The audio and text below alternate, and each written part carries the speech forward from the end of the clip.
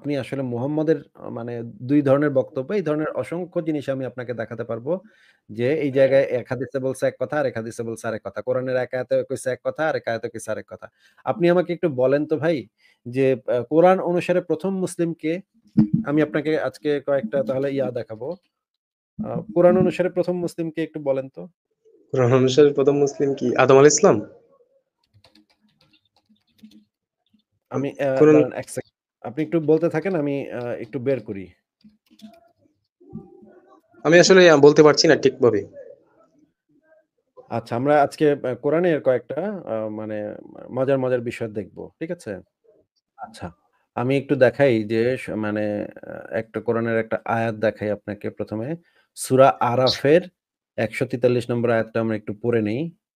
দেখি যে এখানে কি বলা আছে। সূরা আরাফের ১৪৩ নম্বর আয়াত। আ আল বায়ান ফাউন্ডেশনের অনুবাদটা পড়ি। এই যে এটা হচ্ছে সূরা আরাফের ১৪৩ নম্বর আয়াত। এটা মুসার কাহিনী আরকি। এখানে মুসা কি বলছে দেখেন তো একটু?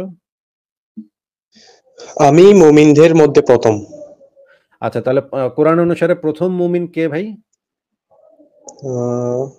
ভেরি গুড মুসা। আচ্ছা, মুসা হচ্ছে কোরআন অনুসারে ১ম মুমিন। এটা মনে রাইখেন, হ্যাঁ? আমি এখন আরেকটা আয়াত দেখাচ্ছি।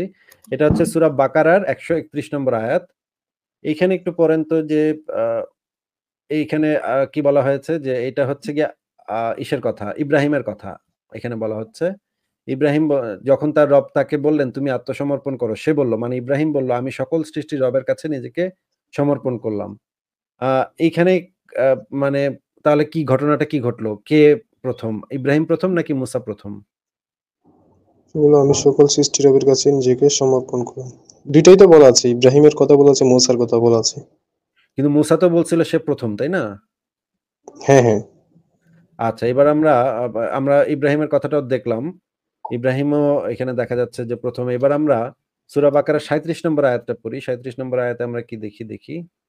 আদম কি বলতেছে দেখি। অতঃপর আদম তার রবের পক্ষ থেকে কিছু বাণী পেল, ফলে আল্লাহ তার তওবা কবুল করলেন। নিশ্চয়ই তিনি তওবা কবুলকারী অত্যন্ত দয়ালু। মানে আদমও তো আল্লাহর প্রতি বিশ্বাস করত এবং আল্লাহর কাছে তওবা করেছিল নাকি ভাই? হ্যাঁ, হ্যাঁ। তাহলে ১ম মুমিন কে? আমরা তো জানি যে মানে আদম, এটা জানতাম। আচ্ছা, কিন্তু মুসা তো বলছিল যে মুসা হচ্ছে ১ম মুমিন হচ্ছে ১ম মুমিন হচ্ছে মুসা। কিন্তু আচ্ছা, ঠিক আছে, আরেকটা আয়াত দেখি। ৬ নম্বর সূরার ১৪ নম্বর আয়াতটা এবার একটু দেখি। এখানে দেখি যে এখানে কি বলা হচ্ছে। আ বলো, আমি কি আল্লাহ ছাড়া অন্যকে অভিভাবক হিসেবে গ্রহণ করব? যিনি আসমান সমূহ বলো, আমি নিশ্চয়ই আদিষ্ট হয়েছি। কখনোই তুমি মুশরিকদের অন্তর্ভুক্ত হয়ো না। এইখানে যে জিনিসটা বলা হচ্ছে যে এটা হচ্ছে মুহাম্মদের সম্পর্কে বলা হয়েছে। হ্যাঁ? এই যে যারা ইসলাম গ্রহণ করেছে যেন আমি তাদের ১ম হই। এই কথাটার মানে কি ভাই? যারা মুসলিমদের মধ্যে প্রথম। ইসলাম গ্রহণকারীদের মধ্যে প্রথম। ইসলাম গ্রহণকারীদের মধ্যে ১ম। ইসলাম শব্দের মানে তো আত্মসমর্পণ, তাই না? হ্যাঁ, হ্যাঁ। আত্মসমর্পণকারীদের মধ্যে ১ম তাহলে কে? মুহাম্মদ নাকি? এখানে তো এক জায়গায় এক একটা আছে। আচ্ছা, ঠিক আছে। আ এরপরে আমরা দেখি আরেকটা দেখি যে এবার আমরা ৩৯ নম্বর আয়াতের ১২ নম্বর ৩৯ নম্বর সূরার ১২ নম্বর আয়াতটা দেখি। এখানে মুহাম্মদকে বলা হয়েছে, আমাকে আরো নির্দেশ দেওয়া হয়েছে যেন আমি ১ম মুসলিম হই। মুসলিম মানে তো আত্মসমর্পণকারী। এখানে বলা হয়েছে মানে মুহাম্মদ হচ্ছে ১ম মুসলিম নাকি? হ্যাঁ, এটা বলা আছে। আচ্ছা, ঠিক আছে। এটাও আমরা দেখলাম। এবার সূরা আমরা আরেকটা, সূরা এটা কি সূরা আল হামাজা? এটা হচ্ছে ৩৯ নম্বর সূরার আ আল আল এটা হুমাজা। হ্যাঁ, এটা হচ্ছে ৩৯ নম্বর সূরা। আচ্ছা, আল-জুমার, আজ-জুমার ৩৯ নম্বর সূরা হচ্ছে আজ-জুমার। ঠিক আছে? আচ্ছা, আচ্ছা। এবার আমরা ২৬ নম্বর সূরার ৫১ নম্বর আয়াতটা পড়ি। এটা হচ্ছে ২৬ নম্বর সূরার ৫১ নম্বর আয়াতে কি বলা আছে দেখি একটু। আমরা আশা করি যে আমাদের রব আমাদের অপরাধসমূহ ক্ষমা করে দেবেন। কারণ আমরা মুমিনদের মধ্যে ১ম। এই কথাটা আবার কাদের সম্পর্কে বলা হচ্ছে আমি আপনাকে বলে দেই। এটা হচ্ছে মিশরীয়রা। আপনি যদি আগের আয়াতগুলা পড়েন তাহলে আপনি বুঝতে পারবেন। এই আয়াতটা হচ্ছে মিশরীয়দের সম্পর্কে বলা হয়েছে। মানে মিশরীয়রা বলতেছে আমরা মুমিনদের মধ্যে ১ম। তাহলে ভাই এই আপনাকে আমি কয়েকটা জিনিস দেখাইলাম যে এগুলোর ভিতরে তাইলে ১ম মুসলিম কে আপনি এবার আমাকে একটু বলেন তো? কোরআন ১ম অনুসারে তো মুমিন কে?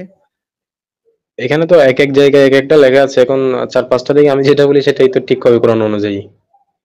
আপনি সেটাই তো যেটা ঠিক বলছেন, না। আপনি যেটা এখান থেকে আপনি যেটা বলেন সেটাও ঠিক হবে, আবার আমি যেটা বলি সেটা তো ঠিক হবে, যেহেতু কোরআনেই আছে, কোরআন অনুযায়ী। আচ্ছা, ঠিক আছে, এটা তো গেল। এবার আমরা আপনাকে আরেকটা মজার জিনিস দেখাই। আরেকটা মজার জিনিস দেখেন। আ এটাও একটু শেয়ার করি। এবার সূরা ইউনুসের আ ৬৪ নম্বর আয়াতটা আমরা একটু পড়ে দেখি। এখানে কি বলা আছে দেখি। সূরা ইউনুসের ৬৪ নম্বর আয়াত দেখেন। এখানে বলা হচ্ছে আল বায়ান ফাউন্ডেশনের অনুবাদ হচ্ছে, "তাদের জন্যই সুসংবাদ দুনিয়াবী জীবন এবং আখিরাতে। আল্লাহর বাণীসমূহের কোনো পরিবর্তন নেই।" ভাই আল্লাহর বাণীসমূহের কি নাই ভাই? আল্লাহর বাণীসমূহের কোনো পরিবর্তন নেই, এটি মহাসফলতা। আচ্ছা, আল্লাহ তো কখনো পরিবর্তন করে না, তাই না? আল্লাহর বাণী কখনো পরিবর্তন হয় না নাকি? এটাই তো এখানে বলা হচ্ছে নাকি? একটু আগে তো পরিবর্তন হলো, এক জায়গায় তো একটা ছিল। যাই হোক, এটা ধরে নেন যে আল্লাহর বাণী পরিবর্তন হয় না। এটা তো আপনি জানলেন। কোরআনে লেখা আছে আল্লাহর বাণী কখনো পরিবর্তন নাই। এটা একদম স্থির। এক যেটা থাকবে সেটাই নাকি? হ্যাঁ, হ্যাঁ। আচ্ছা, এবার আমরা ৬ নম্বর সূরা মানে হচ্ছে ৬ নম্বর সূরার ১১৫ নম্বর আয়াতটা পড়ি। ১১৫ নম্বর আয়াতে বলা হয়েছে, "আর তোমার রবের বাণী সত্য ও ন্যায়পরায়ণতার দিকে পরিপূর্ণ হয়েছে। তার বাণীসমূহের মধ্যে কোনো পরিবর্তন নেই।" দেখা যাচ্ছে ভাই? হ্যাঁ, হ্যাঁ, দেখতে পাচ্ছি। আচ্ছা, আল্লাহর বাণীসমূহের পরিবর্তন নেই সেটা আমরা এখান থেকেও জানলাম। আরো একটা আয়াত আছে পরিবর্তন যে নাই সেটা সেই বিষয়ে আরো একটা আয়াত আছে। ৬ নম্বর সূরার ৩৪ নম্বর আয়াত এখানেও বলা আছে দেখেন। আর অবশ্যই তোমার পূর্বে অনেক রাসূলকে অস্বীকার করা হয়েছে। অতঃপর তারা তাদেরকে অস্বীকার করা কষ্ট দেওয়ার ক্ষেত্রে ধৈর্য ধারণ করেছে যতক্ষণ না সাহায্য হচ্ছে। আর আল্লাহর বাণীসমূহের কোনো পরিবর্তনকারী নেই এবং অবশ্যই রাসূলগণের কিছু সুসংবাদ তোমার কাছে এসেছে। দেখা যাচ্ছে তো আল্লাহর বাণীর মানে আমরা একদম ৩ টা আয়াত থেকে নিশ্চিত হয়ে গেলাম আল্লাহর বাণী কখনো পরিবর্তন হয় না। নাকি ভাই? হ্যাঁ, হ্যাঁ, এটা লেখা আছে কোরআনে। আচ্ছা, এইবার আমরা ২ নম্বর সূরার মানে সূরা বাকারার ১০৬ নম্বর আয়াতটা একটু পড়ি। দেখি এখানে কি বলা আছে। আপনি একটু আমাদেরকে এই আল বায়ান ফাউন্ডেশনের অনুবাদটা একটু পড়ে শোনান যে কি বলা হচ্ছে এখানে? আমি যে আয়াত রহিত করি কিংবা ভুলিয়ে দিই, তার চেয়ে উত্তম কিংবা তার মতো আনয়ন করি। তুমি কি জানো না যে আল্লাহ সবকিছুর উপর ক্ষমতাবান? আচ্ছা, তার মানে আল্লাহর আয়াতেরও চেয়েও উত্তম কিছু আছে সেটা আবার আল্লাহ নিজেই আবার উত্তমটা দিয়ে দেয়। মানে কোনো একটা থেকে যদি উত্তম থাকে তার মানে তো আগেরটা তো অনুত্তম হয়ে যায়, তাই না? উত্তম তো আর থাকে না। হ্যাঁ, নাকি ২ টাই উত্তম থাকে? হ্যাঁ, হ্যাঁ, আগেরটা বাতিল হয়ে যাবে পরেরটা আসলে। মানে পরেরটা যদি উত্তম হয়ে থাকে আগেরটা যেটা ছিল সেটা তো আর উত্তম থাকে না নাকি? হ্যাঁ, হ্যাঁ। মানে হচ্ছে গিয়ে মনে করেন আপনাকে আমি একটা আ ফোন দিলাম। এরপরে একটা নতুন আরেকটা ফোন দিলাম। এই উত্তম ফোনটা যখন দিলাম, তখন তো ডেফিনিটলি আগের ফোনটা তো উত্তম না। তাই না? উত্তম না দেখেই তো নতুনটা দরকার হইছে। নাইলে আগেরটা যদি উত্তমই হইতো তাইলে তো আর নতুনটার দরকার হইতো না। তাই না? হ্যাঁ, হ্যাঁ, আগেরটার চেয়ে বেটার পরেরটা। ২ টা তো একই সাথে উত্তম হওয়া সম্ভব না। তার মানে আল্লাহর আয়াতের ভিতরেও অনুত্তম আয়াত ছিল যে আয়াতগুলো আবার আল্লাহ পরে এডিট করতে হইছে। আল্লাহর আবার সেগুলা রহিত করে দিয়ে বা ভুলায় দিয়ে আবার এডিট মারতে হইছে। হ্যাঁ? আচ্ছা, মানে হচ্ছে এখানে পরিবর্তন করতে হইছে। এখানে যে বলা আছে, তুমি কি জানো না যে আল্লাহ সবকিছুর উপর ক্ষমতাবান? তুমি কি জানো না মানে তুমি বলতে কাকে বোঝানো হয়েছে এখানে? মুহাম্মদকে বোঝানো হয়েছে। মানে উনি তো জানেই আগে থেকে সবকিছু। আবার উনাকে মানে বলা হচ্ছে। হ্যাঁ, এই সমস্ত মানে এই কথাগুলোর মানে আমিও বুঝি না ভাই। এগুলো আমারে জিজ্ঞেস কইরেন না। কারণ এগুলা মানে থার্ড ক্লাস সব কথাবার্তা বইলে আমার মনে হয় মোহাম্মদ মানে আল্লাহ কি সব কথাবার্তা বলে এগুলো আমার মাথার উপর দিয়ে যায়। হ্যাঁ?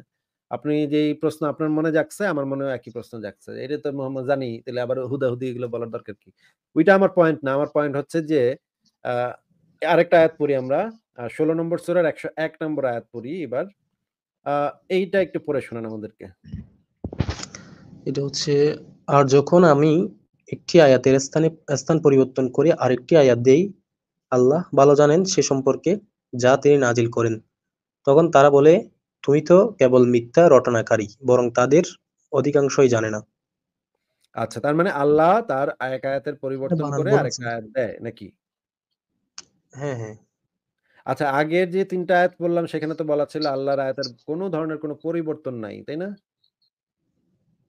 হ্যাঁ, সেটাই তো দেখতে পাচ্ছি এখানে তো আর একেক পরে জায়গায় বলা হইল একেকটা যে আল্লাহ আবার আয়াতের পরিবর্তন ঘটায়। আল্লাহ চাইলে আবার সেটারও পরিবর্তন ঘটাতে পারে। কিন্তু আগে কইছিল আল্লাহ মানে আল্লাহর কি ভাই মাথার ঠিক নাই? আল্লাহ কি গাঞ্জা-গুঞ্জা খায়? আমার তো মনে হয় সে গাঞ্জা খায়। সে যে কি সব বলে একেক সময় একেক কথা বলে সে মানে ভুইলা যায়। আগের কি কইছিল ভুইলা যায়। অথবা সে মানে ডেট এক্সপায়ার গাঞ্জা খায়। এইটা না হইলে তো এই টাইপের উল্টা-পুল্টা কথাবার্তা বলতে পারে না, তাই না? হ্যাঁ, হ্যাঁ, আপনার ঠিক আছে, আপনার রেফারেন্স অনুযায়ী কথা ঠিক আছে। আচ্ছা, আমি আরো আপনাকে অনেক মানে পার্থক্য দেখাতে পারবো। যেমন ধরেন আসলে এগুলো দেখার পর সংশয়ের মাত্রাটা আরো বেড়ে যাচ্ছে। ধর্মবিশ্বাস তো কমে যাচ্ছে আরো। খুব আ একটা মুশকিলের মধ্যে আছি। আচ্ছা, আমি আপনাকে এবার আরেকটা জিনিস দেখাবো। আ যে এটা আরো চমৎকার আপনি দেখবেন। আ এটা পরে দেখাচ্ছি। আগে এইটা দেখেন। এইটা একটু পড়েন তো ভাই। আ এই আল বায়ান ফাউন্ডেশনের অনুবাদটা একটু পড়েন তো। সূরা আল ইমরানের ৮৪ নম্বর আয়াতটা একটু পড়েন তো। ৩ নম্বর সূরার ৮৪ নম্বর আয়াতটা একটু পড়েন তো। বলো, আমরা ঈমান এনেছি আল্লাহর প্রতি এবং যা নাজিল করা হয়েছে আমাদের উপর। আর যা নাজিল হয়েছে ইব্রাহিম, ইসমাইল, ইসহাক, ইয়াকুব ও তাদের সন্তানদের উপর। আর যা দেয়া হয়েছে মূসা ও ঈসা অন্যান্য নবীকে তাদের রবের পক্ষ থেকে, আমরা তাদের কারো মধ্যে পার্থক্য করি না এবং আমরা তারই প্রতি আত্মসমর্পণ করি। আচ্ছা। তার মানে আ প আমরা তো তাদের মধ্যে পার্থক্য করি না। এই যে মুসা, ঈসা অন্যান্য নবী এদের মধ্যে তো পার্থক্য নাই কোন, তাই না?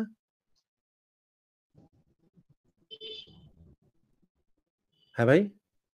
হ্যাঁ, হ্যাঁ, এটা বলা হচ্ছে। এই যে নবীগণের মধ্যে তো কোনো পার্থক্য অ অ মানুষ মানে মানে কোনো পার্থক্য নাই। কোনো পার্থক্য তো করা যাবে না। ঠিক আছে, এবার আমরা এই আয়াতটা পড়ি।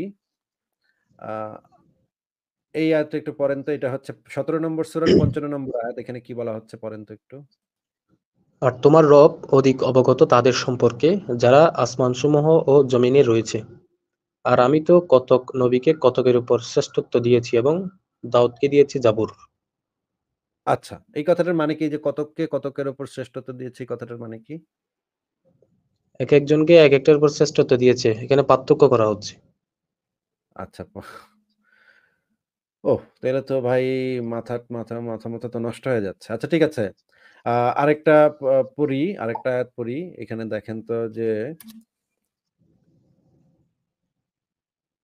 এখানে তো বলা হচ্ছে যে, "আমি মানুষকে গঠন করেছি সর্বোত্তম গঠনে। মানুষকে সৃষ্টি করেছি সর্বোত্তম গঠনে।" এটা বলা হচ্ছে না এখানে? অবশ্যই আমি মানুষকে সৃষ্টি করেছি সর্বোত্তম গঠনে। আচ্ছা, এবার আমরা আরেকটা আয়াত পড়ব। মানুষ তো সর্বোত্তম গঠনে সৃষ্টি হইছে দেখলাম। এবার আমরা আরেকটা আয়াত পড়ি। এটা হচ্ছে ৪ নম্বর সূরার ২৮ নম্বর আয়াত। এখানে বলা হচ্ছে, "মানুষকে সৃষ্টি করা হয়েছে দুর্বল করে।" মানে একই সাথে সর্বোত্তম গঠনের সৃষ্টি করা হইলো, আবার মানুষকে সৃষ্টি করা হয়েছে দুর্বল করে। আচ্ছা এটা না হয় মুমিনরা হয়তো নানাভাবে এদিক-সেদিক ব্যাখ্যা-বখ্যা দিয়া আ করতে পারবে, মেরামত করতে পারবে এদিক-সেদিক কইরা। আপনি বলেন তো যে আ ইসলামে তো বলা আছে যে ধর্মে কোনো জোর জবরদস্তি নাই। এটা তো কোরআনে বলা আছে। সূরা বাকারার ২৫৬ নম্বর আয়াতে বলা আছে, দিনের তো মানে কাফেরদের থেকে আমাদের দিন আলাদা হয়ে গেছে। হ্যাঁ? যার ধর্ম তার। তোমাদের ধর্ম তোমাদের আর লাকুম আমাদের ধর্ম দিনুকুম আমাদের। ওয়ালিয় দিন। লাকুম লাকুম দিনুকুম দিনুকুম ওয়ালিয় ওয়ালিয় দিন। ঠিকই বলেছেন। হ্যাঁ। এই আয়াতটাতে তো বলা হচ্ছে যে যার ধর্ম তার। আচ্ছা বলেন তো যে কেউ যদি মানে এই আয়াতে তো বলা হচ্ছে যে, যে যেমনে ইচ্ছা তার ধর্ম বিশ্বাস পালন করবে ইচ্ছামত। কিন্তু আবার নবী তো বইলা গেছে যে কেউ যদি ইসলাম ত্যাগ করতে চায় তার তো কল্লা উড়াই দিতে হবে নাকি? হ্যাঁ, ওই আয়াতটা মনে হয় রহিত হয়ে গেছে না? হ্যাঁ, ওই আয়াতটা রহিত হয়ে গেছে কিন্তু মানে এই আপনার কাছে কি দেখতে পাচ্ছেন না যে কত মানে পার্থক্য? এইখানে এক কথা, সেখানে আরেক কথা, ওইখানে আরেক কথা, সেখানে আরেক কথা।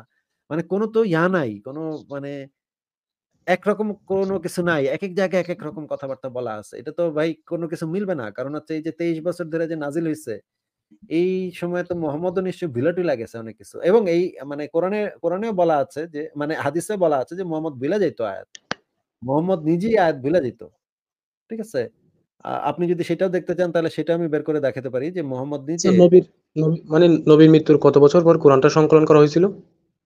ওসমানের আমলে বেশিদিন না মানে মোহাম্মদের মৃত্যুর কিছুদিন পরেই আবু বকর এবং ওমর মিলে কোরআন সংকলনে হাত দিচ্ছিল। যদিও মোহাম্মদ কোরআন সংকলন হিসেবে বই হিসেবে বের করার কোনো নির্দেশনা দিয়ে যায়নি। যাই হোক আমি আগে এই হাদিসটা একটু পড়তে বলব আপনাকে। এখানে এই রাসূলুল্লাহ এই তিনি বললেন এখান থেকে একটু যদি পড়ে শোনাতেন। কোন জায়গায় জানি একটু মার্ক করে দিলে ভালো হতো। ওই যে রাসূলুল্লাহ সাল্লাল্লাহু আলাইহি ওয়াসাল্লাম এক ব্যক্তিকে মসজিদে কোরআন তিলাওয়াত করতে বললেন। এখান থেকে পড়েন। উম তখন তিনি বললেন, আল্লাহ তার উপর রহমত করুন। সে আমাকে অমুক, অমুক আয়াত স্মরণ করিয়ে দিয়েছে যা আমি অমুক, অমুক সূরা থেকে ভুলে গিয়েছিলাম। আচ্ছা মানে মুহাম্মদ কিছু, কিছু আয়াত ভুলে যাইত নাকি? হ্যাঁ, হ্যাঁ। মানে সে যেহেতু ভুলে যাইত তার মানে তো এটা তো খুবই মানে স্বাভাবিক ব্যাপার যে সে আগে কি কইছে, পরে কি কইছে এটা ঠিকঠাক মতো খেয়াল থাকতো না তার।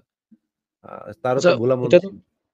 কোরআনটা তো মানে উনার উপর অনেক বছর ধরেই নাজিল হইছে। এখন উনার মৃত্যুর পর অনেক মানে কয়েক বছর পরও যদি এটা সংকলন করা হয়, যারা সংকলন করছে তারা যে ঠিক কথাগুলোই লিখছে, মানে এটা তো আসলে বলা যায় না এভাবে। হ্যাঁ, এটাও বলা যায় না যে সে তারা কতটুকু ঠিকঠাক মতো লিখতে পারছে। কারণ হচ্ছে অনেক মানে হাফেজ তো সেই সময় মারা গেছিল। এবং মানে এরকম আয়াত আছে যে ২ টা সূরা আরো এক্সট্রা ছিল। সেই ২ টা সূরা ইনক্লুড করা হয় নাই। এটা নিয়ে আবার আব্দুল্লাহ ইবনে মাসউদ খুবই মানে চেতাচ্ছিল ওসমানের উপরে। এবং ওসমানকে তো মাইরা ফেলা হইছে এই কারণেই যে সে কিতাবুল্লাহ পরিবর্তন সাধন করেছে। তাই না? হ্যাঁ, হ্যাঁ, এটা আমি পড়েছিলাম। সাবিতকে দায়িত্ব দেওয়া হয়েছিল। হ্যাঁ। আচ্ছা তো এই হচ্ছে কোরআন এবং হাদিসে নানা ধরনের বৈপরীত্য দেখা যায়। এই বৈপরীত্যগুলা দেখলে বোঝা যায় যে এগুলা তো আসলে এটা হিউম্যান এরর। এই জিনিসগুলা অবশ্যই হিউম্যান এরর। যদি মানে পারফেক্ট কোনো সত্তা থেকে এগুলো আসতো তাহলে এত গন্ডগোল হইতো না। যেমন ধরেন একটা উদাহরণ আপনাকে দেই। মনে করেন যে এই যে মনে করেন আমরা কিভাবে আইন প্রণয়ন করি। আমাদের আইন প্রণয়ন করার তো একটা পদ্ধতি আছে যে আমরা একটা আইন আগে আ মোটামুটি আ অ টিয়া করে মানে আলোচনা-টালোচনা করে একটা আইন বাজারে মানে সমাজে ছেড়ে দিই। মানে আইনটা পাস করি।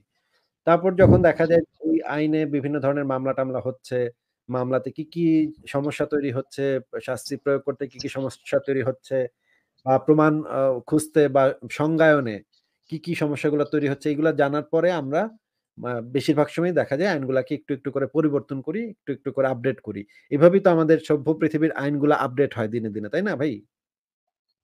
হ্যাঁ, হ্যাঁ। এখন আল্লাহ যে কাজটা করল যে দেখেন আপনাকে আমি দেখাচ্ছি যে আ আল্লাহ যে কাজটা করল আল্লাহ তো এরকম কিছু আইন কানুন পাঠায় দিল। তার তার ভিতরে একটা আইন হচ্ছে গিয়ে ইদ্দতের আ আইন। তাই না? ইদ্দত কতদিন হবে? এখন যে সমস্যাটা দেখা দিল দেখেন আমি আপনাকে রেফারেন্স সহই দেখাচ্ছি দাঁড়ান একটু বের করে নিই। আচ্ছা এইটা হচ্ছে যেই বইটা থেকে আমি আপনাকে দেখাচ্ছি সেটার নাম হচ্ছে আ কুরআন ব্যাখ্যার মূলনীতি। এই বইটা আপনি পেয়ে যাবেন। এই বইটা লিখেছেন শাহ ওয়ালিউল্লাহ মুহাদ্দিসি দেহলভী। এই বইটার মানে আসল বইটা হচ্ছে আল ফাওজুল কবির ফি উসুলিত তাফসির। এই বইটার বাংলা অনুবাদ হয়েছে কুরআন ব্যাখ্যার মূলনীতি। আ সেখান থেকে আমরা একটু পড়ি। কই গেল? হ্যাঁ, আ এই এই এই বইটাতে যে জিনিসটা বলা হয়েছে দেখেন আল্লাহ পাক বেশ কয়েকবার তার মানে মতামত বা আইনগুলা পরিবর্তন করছে মুহাম্মদের আমলেই দেখেন। আ এইখানে দেখেন এই আয়াতটা সূরা বাকারার নিম্নের আয়াতটি মানসুখ হয়েছে। সূরা বাকারার ১৮০ নম্বর আয়াত। ১৮০ নম্বর আয়াতে যেটা বলা আছে, আল্লাহ তাআলা তোমাদের মৃত্যু পথযাত্রীদের জন্য ওয়াসিয়তের বিধান করবেন। একটি অভিমতের আলোকে মিরাসের আয়াত এসে এটি মানসুখ করেছে। আরেকটি মতে বলা হয়েছে ওয়ারিসের জন্য আ ওসিয়ত সম্পর্কিত হাদিসই একে মানসুখ করেছে। ৩য় অভিমতটি হলো ইজমা সর্বসম্মত সিদ্ধান্ত অনুসারে হয়েছে। আমার মতে নিম্নের আয়াতটি উক্ত আয়াতটি নাসেখ বিলোপকারী।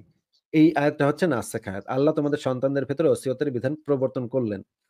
দেখেন এখানে আরো অনেকগুলা আ ইয়াগুলা দেয়া আছে যেখানে বলা হচ্ছে সূরা বাকারার এই আয়াতটা মনে করেন এই যে এই আয়াতে সূরা বাকারার এই ২১৭ নম্বর আয়াতে যে বলা আছে আ তোম তারা তোমাকে মর্যাদার মাসগুলো সম্পর্কে প্রশ্ন করেছে। বলে দাও সেসব মাসে রক্তারক্তি মহাপাপ। পরে আবার দেখা গেল সেই মোহাম্মদই আবার মানে মক্কাতে হুকুম দিচ্ছে মুশরিকদেরকে যেখানে পাও হত্যা করো। কিন্তু আমার মতে আয়াতটি হত্যাকে হারাম করার বদলে জায়েজের প্রমাণ দেয়। দেখেন এখানে কিন্তু বিভিন্ন সময় বিভিন্ন ধরনের কথাবার্তাই বলা হয়েছে। এইটা হচ্ছে সবচাইতে ইম্পোর্টেন্ট এটাই আপনাকে আমি দেখাতে চাচ্ছিলাম। এই যে স্ত্রীর ভরণ-পোষণ বা স্ত্রীর ইদ্দত কতদিন হবে? সূরা বাকারার অপর একটি আয়াত হচ্ছে গিয়ে ২৪০ নম্বর আয়াত। এখানে বলা হচ্ছে, "তোমাদের যারা মৃত্যু পথগামী তারা স্ত্রীদের ১ বছরের ভরণ-পোষণের জন্য ওসিয়ত করে যাবে।" নিচে লেখা আছে, "এই আয়াতটি মানসুখ হয়েছে পরবর্তী ৪ মাস ১০ দিন ইদ্দত ধার্যকারী আয়াত দ্বারা এবং ওসিয়তের হুকুম মানসুখ হয়েছে মিরাসের হুকুম দ্বারা। অবশ্য সুকনা থাকার অবস্থায় সম্পর্কিত হুকুম একদলের নিকট মানসুখ হয়নি।" এখানে দেখেন যে এইখানে যে ঘটনাটা ঘটছিল যে এই যে স্ত্রীরা কতদিন ইদ্দত পালন করবে? এই আয়াতটা নাজিল হওয়ার পর কিছু মহিলা এসে মুহাম্মদের কাছে বলছিল যে, এতদিন ধরে আমি অপেক্ষা করব কেন?" তখন সেই আয়াতটা মানসুখ করে ৪ মাস ১০ দিনের ইদ্দতের হুকুম হয়েছিল। এরপরে আবার সেইটাও আবার বাতিল করে দিয়ে পরে আবার মহিলারা আসছে এসে বলে, "আমরা কতদিন ধইরা মানে অপেক্ষা করব?" সেইটাও আবার বাতিল করে দিয়ে পরে আরেকটা আয়াত নাজিল হইছে যেখানে মানে ইদ্দতের সময়টা চেঞ্জ করে দেওয়া হইছে। এই যে এই কথাগুলো যে আমি বললাম সেটা কোথা থেকে বললাম সেটা আপনাকে দেখায় দেই। আপনি এই লেখাটা পুরাটা পড়বেন। আ পুরাটা পড়লে আপনি এখানে পাবেন। আ এই এই পুরা জিনিসটার ভিতরে এই যে মানে কোরআন সংকলন এবং পরিমার্জনের ইতিহাস এই লেখাটার মধ্যে এই পুরা জিনিসটা দেয়া আছে।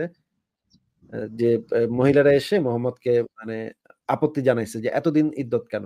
পরে গিয়ে আবার মোহাম্মদ সেখানে মানে আয়াতটাকে করে মানসুখ করে আবার নতুন আয়াত, নতুন নিয়ম জারি করছে। তো এটা তো মানুষের আইনের মতোই হইল যে, কোন একটা সমস্যা দেখা দিল। সমস্যা দেখা দেওয়ার পরে আবার আ আইনটাকে একটু পরিবর্তন করা হইল। তাহলে আল্লাহ কি জানতো না যে এই আইনটা যদি এরকম দেয়, সে যদি ১ম এই এরকমের একটা আইন দেয়, তাহলে এটার জন্য সমস্যা তৈরি হবে। আল্লাহ কেন শুরুতেই সেই মানে নাসেখ আয়াতটা কেন শুরুতেই দিল না? এই জিনিসটা কি আপনি আ আ আপনি কি এই লেখাটা পড়েছেন? কোরআন সংকলন এবং পরিমার্জনের ইতিহাস লেখাটা? না, আমি ওই সাহাবী আব্দুল্লাহ ইবনে মাসুদের প্যারাটা পড়েছিলাম। আচ্ছা, এই লেখাটা আপনি একটু পড়েন এবং এই লেখাটার ভিতরে অনেকগুলো এরকম জিনিস পাবেন যে দেখবেন যে আল্লাহ frequently তার আয়াত মানে নিয়ম-কানুন পরিবর্তন করতেছে। সমস্যা দেখা দিচ্ছে আবার পরিবর্তন করে ফেলতেছে। মানে সমস্যার উপর ভিত্তি করে আল্লাহ পাক যদি তার বিধান পরিবর্তন করে, মানুষ তার বিধান পরিবর্তন করতে পারে। মানুষের জ্ঞান তো সীমাবদ্ধ। কারণ মানুষ এই কি প্রবলেম হবে আগে থেকে তো আমরা জানি না। হ্যাঁ? এই কারণে কি সমস্যা তৈরি হতে পারে এই আইনটা পাস করলে সেটা তো আমরা আগে থেকে বুঝি না। এই কারণে আইনটা আমরা পাস করি। তারপর যদি দেখা যায় সমস্যা হইছে তখন আমরা আইনটাকে আবার একটু সংশোধন করি। কিন্তু আল্লাহর তো সেই সীমাবদ্ধতা নাই ভাই। তাহলে আল্লাহ কেন তার পরিবর্তন করবে? এই জিনিসটা তো আমি বুঝলাম না। এখন তো আমারও মনে প্রশ্ন জাগছে। তিনি তো সর্বজ্ঞানী, ভবিষ্যতের খবর জানেন। হ্যাঁ, এখন ভবিষ্যতের খবর জানলে তাইলে সে আবার মানে সে কি পরীক্ষা নিল? মানে মানছে ভুল আইনটা দিয়া সে কি পরীক্ষা নিল মানুষের? কি করতেছে দেখি একটু মজা নেই একটু। আবার গ্যাঞ্জাম হইলে তখন আবার এরকম পরিবর্তন করে দিবনে। এরকম একটা প্রশ্ন আমারও আসে। আমি একটা জায়গায় পড়েছিলাম যে মানে তিনি মানুষকে বিপদে ফেলে পরীক্ষা করেন। তো মানুষকে বিপদে ফেলে এটা কেমন পরীক্ষা? যদি মানুষকে বিপদে ফেলে পরীক্ষাই করেন, মানে তিনি কি তিনার স্বার্থের জন্য সবকিছু করেন? হ্যাঁ, ঠিক আছে। এটাও একটা প্রশ্ন।